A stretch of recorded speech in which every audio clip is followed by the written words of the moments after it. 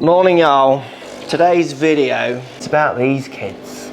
Can we play better golf in those kids? Be nice, wouldn't it? Like, I love the outdoors and all the rest of it, but what we're going to talk about today, this could change everything.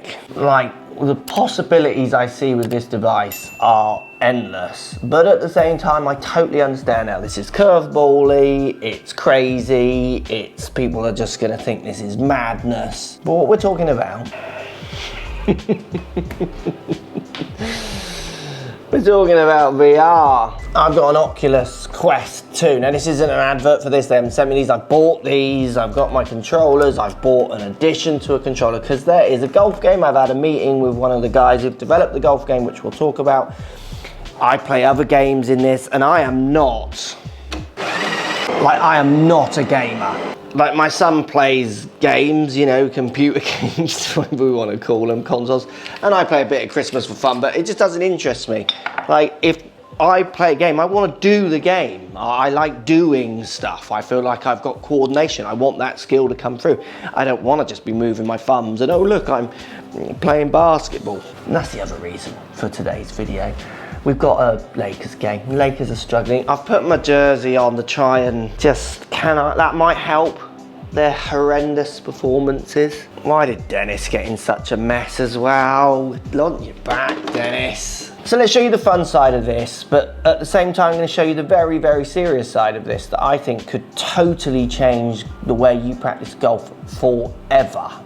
While at the same time I understand it probably won't, but, well, I honestly think it could. Let's go! So as they talk about why the Lakers are so bad and why LeBron or AD aren't playing, like, because someone's got to be injured, let's give you a little brief overview of what this actually is. So, welcome to my space station. If we look around, you can see I'm in a virtual space. We're in virtual reality. So I'm just going to show you something that I kind of transformed. There's the golf game, which we're going to talk about in a second. I just want to show you this. It was this game that when I saw the golf game, I thought I have to find out what that's about. This is table tennis. I would never play a computer game on table tennis, but with this, so I can play against people. I'm not going to do that. This is the case. This is just on a medium setting. There's a geezer there. I can play table tennis, and I am playing.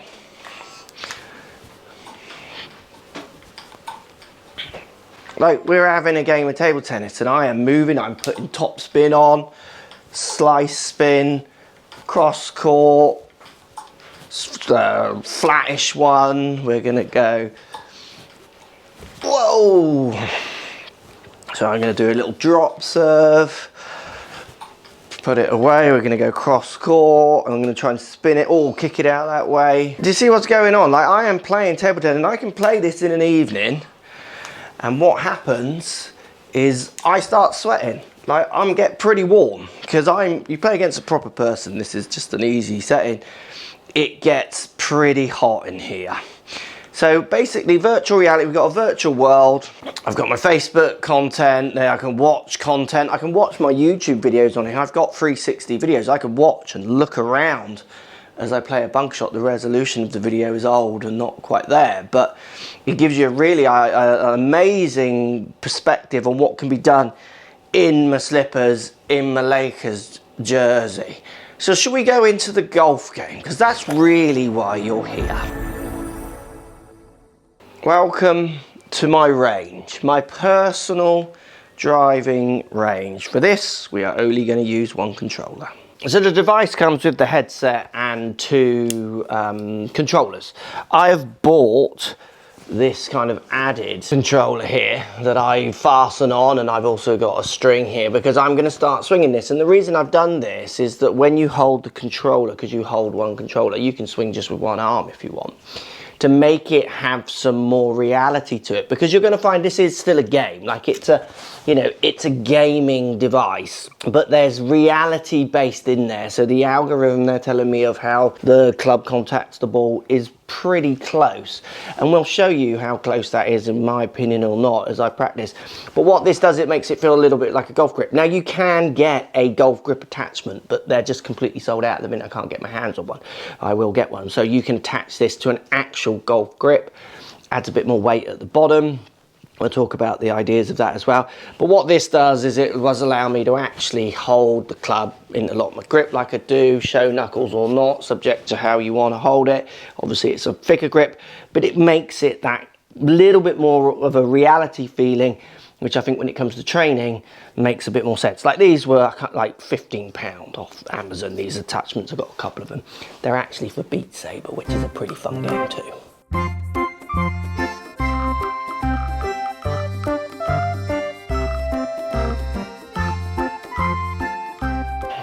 So the Lakers seem to be barely winning, but anyway. So I'm just going to recenter. You do have to just find yourself in the room sometimes. Let's just recenter this. Let's talk about what's going on. So look at the grip here. I mean, it's ridiculously realistic once you're inside this world. I'm just going to show you the club. So basically it's a Callaway Epic. Bear with me. It shakes because obviously the handle is really, the controller is really light. You can just see the top of it there. You see the changeable neck. Look how realistic it is. The face, I mean, that just looks like a club face and it looks like a club head. And if I hit a shot here, let's just hit a drive. A little bit cuddy. I can work out how far it's gone there. That's going 200 yards. That one's carried 268. I'm going to bring a new ball in. I'll hit this one a bit harder. Maybe a little better. Tiny little cut. That one's going to be carrying further. So that one's carrying 282. And then it makes me think, I think, well, what happens if I try and hit a draw? Well, there's a draw. I just hit a draw. And I did the movement that I feel I need to do to hit a draw. And if I'm going to hit a cut, I'm hitting a cut. And I do the movements I feel to hit a cut. I'll go for a lower one. There's a lower one. And then I'm going to bring a ball in, I'm going to hit a higher one. And there's a higher one. Now I'm translating the skills of a real swing, ideas of this face moving back, and if it's turning down or turning up, if I'm delivering handle forwards, handle back, if I'm having the face pointing right but the path going more right of that to draw, face pointing left but path goes more left of that, face open to a path to hit a cut. And now I'm thinking, well, I'm actually practicing the skills, let's say, of a takeaway here, like a basic skill that people will practice, a takeaway. So I can turn the face down. Look, I can see it turning down. I can see it turning up to the sky. So when I hit my draw, I turn the face more down to the ground, try and push the path more out to the right, and I'm turning that ball to the left. Same thing with a cut. I'm going to turn it a little bit more to the sky, adding loft and cutting it. That one's not the most realistic shot possibly, but if we hit a more realistic cut, I was trying to exaggerate it, that's more of a playing cut that I would play. So I then went out on the course. Not the course here, we'll talk about that in a second, and there's putting here as well, which is mind-blowingly good, which we'll come to. But I went out onto the course and filmed me hitting a draw, a straight shot and a fade shot, because I'm going to record these actions and compare them. Let's just see how they visually look. How do they compare? Are the patterns similar or not to what I'm doing in here? So let's go straight shot to kick us off. Trying to get the camera angle anywhere near normal.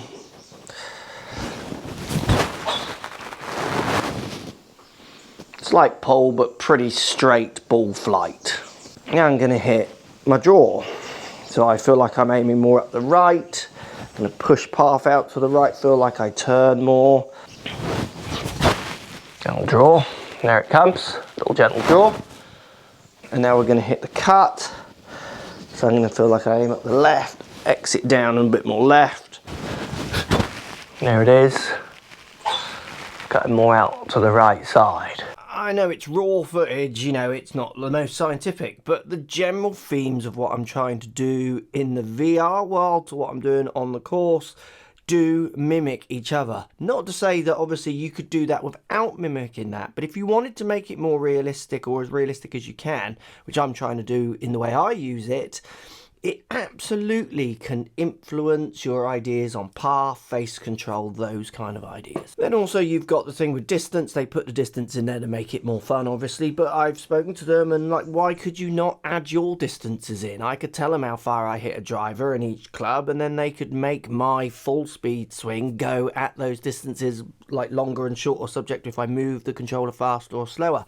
You know, if you hit your driver 200 yards, you could tell the system that in future, possibly, and then it would work your game and trajectories and rollouts around your distances. Again, for me, the possibilities are properly endless.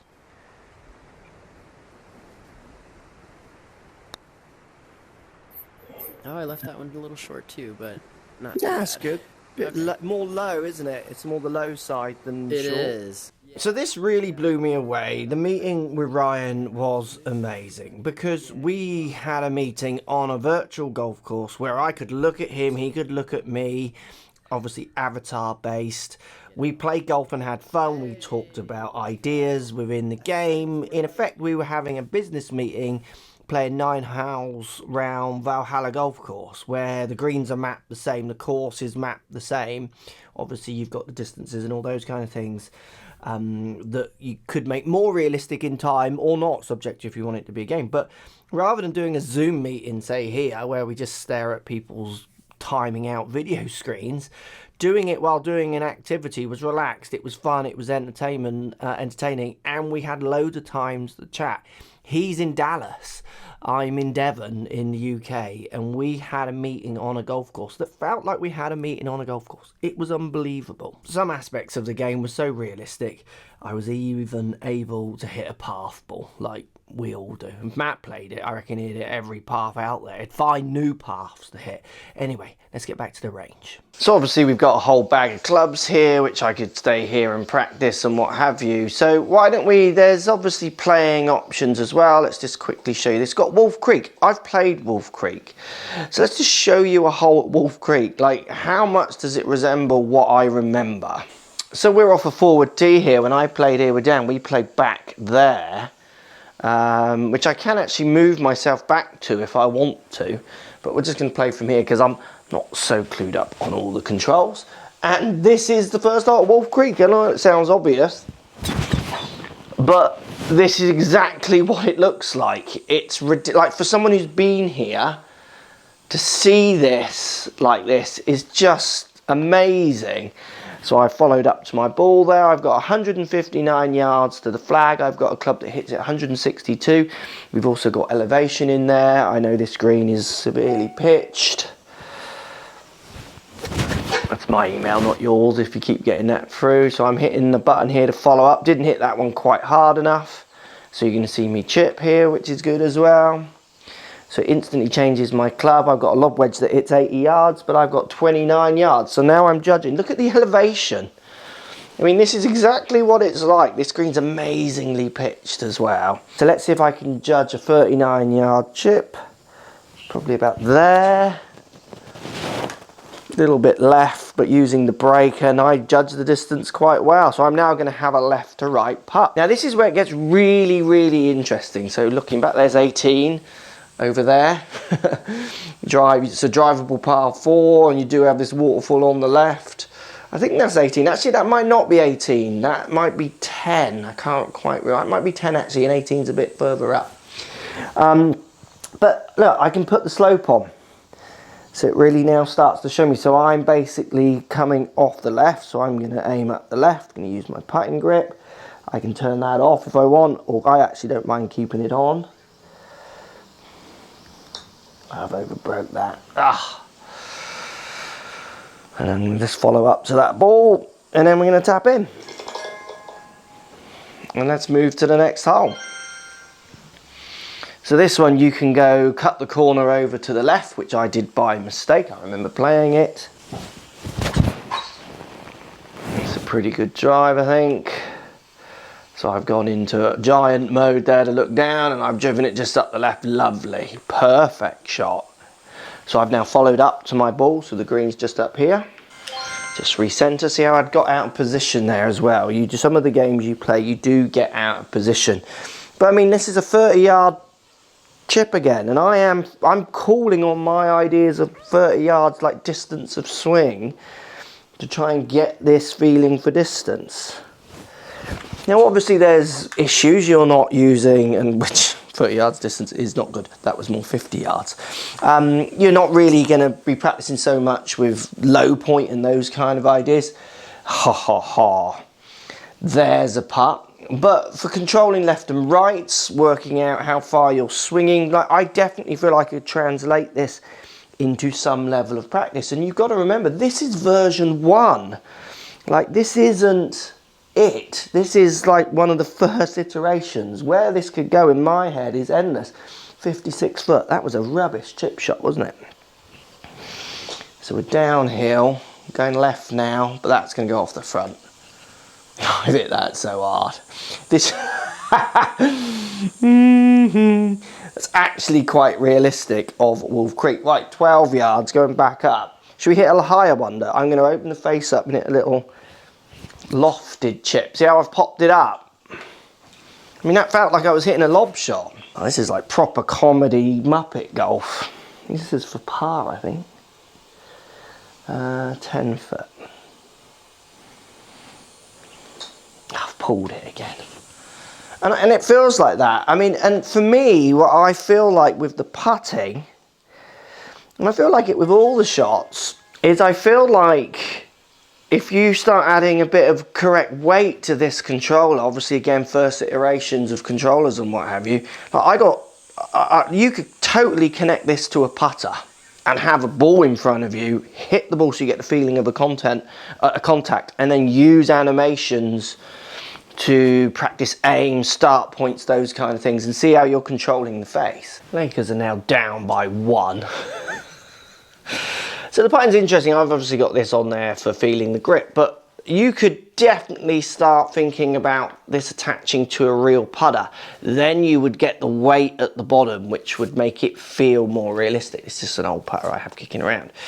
Like, I'm already thinking of ways of how could I attach this actually to a real putter. I've not tried it, but I know like Lou Stagner in our podcast, probably when he gets one of these, if he gets one, we talked about it and he loves a gadget. You know, he's gonna connect it within 2 hours of having it because he's a bit like that. But you see what I mean? If you attach that controller onto, yes, it adds a bit of weight. Yes, it won't be 100% realistic, because nothing is, because like I want realistic to stay realistic. Like, I love going and playing golf, but nothing wrong with a bit of slipper practice also. Now, I'm barely touching the size of this game as well, if you wanted to look. Let's go into Pro Putt. You've got Top Golf, so you can play Top Golf. I've not actually been into the clubhouse, I don't think, but you can play with other people, which I did, obviously, with one of the developers.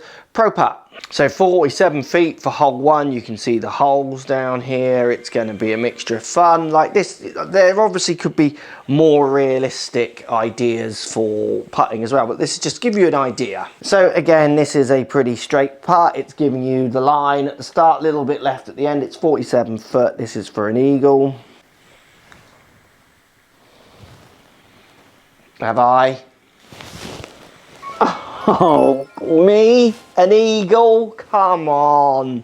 So I think you get the idea here. I mean, you've basically got a smart putt system that you might have seen, you know, at shows and what have you. It's showing me how the green moves. I've got my distance. Obviously, it's simulated, and you see the wobble of the club because the controller's so light. But if you start adding better controllers, which will only come, like this is... I totally could practice my putting, and I would totally use this. Oh, I've rolled another, have I? Don't you dare. It's obviously on easy setting or something. So this gives you another example to make it a fraction. I'm on a more realistic, I'm on a putting green here. So I've not actually been here, but what I'm guessing is I can just practice hitting some putts. So this is pretty straight, 19 foot. I can change the stimp of the green if I want fast or quicker to reflect more what you've got at home.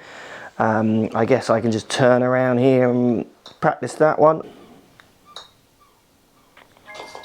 Like, I'm on a putting green. I guess, I wonder if I want to go and stand over there, place ball. Yeah. You see what I mean? I'm just moving around a putting green because this one's going to have a different slopelet. So this is slightly off the right, slightly down at 26 foot. Activate the ball.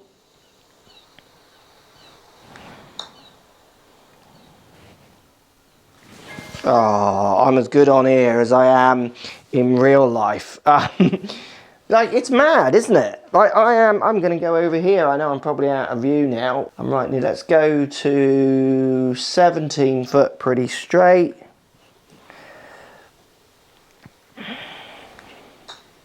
That's the wrong side, and it's the wrong side.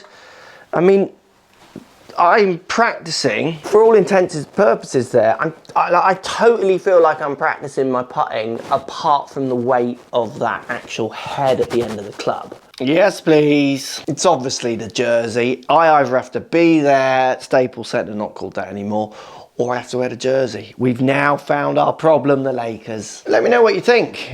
It's pretty crazy, isn't it? And I know it's a curveball, and I understand it's a bit out there, but the possibilities, iteration one, I honestly think are endless. And home practice, training, I totally see how I could use this with students going forwards if it just develops in a slightly different way. And also, you know, let's not take away the fact that people gaming with this system is a lot of fun too. And also, is there a possibility, and I know this is again curveball, but the gaming communities are huge. I did something with the European Tour and esports where I commentated on gaming, and the views and the participation in that event was massive.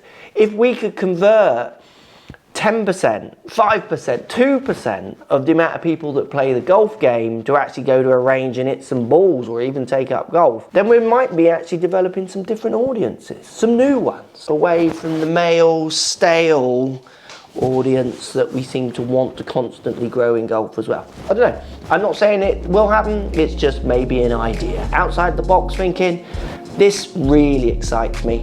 I'm off to play a bit of table tennis. Gotta get my serve